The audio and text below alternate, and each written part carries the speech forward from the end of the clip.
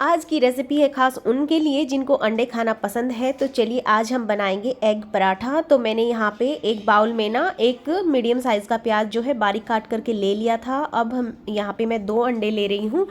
Half tea spoon लाल मिर्च powder, half tea spoon धनिया powder and half tea spoon salt, एक चुटकी के करीब जो है काली मिर्च का पाउडर डाला है। उस सबको अच्छे से मिक्स कर लेंगे। यहाँ पे मैंने कुछ हरा धनिया काट करके डाल दिया, इसको भी मिक्स कर लेंगे।